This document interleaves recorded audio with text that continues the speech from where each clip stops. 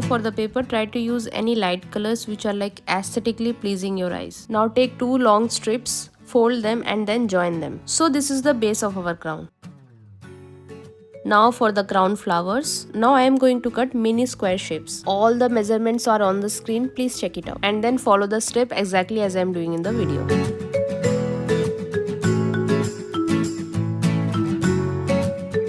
Take another yellow strip, fold it and put cut marks on it.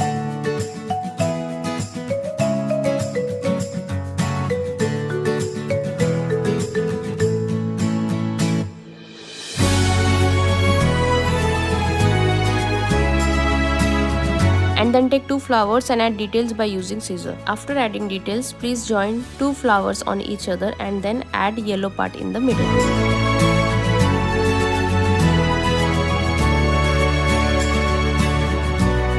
And that's it, your beautiful crown is ready. For more such interesting video, please visit our channel.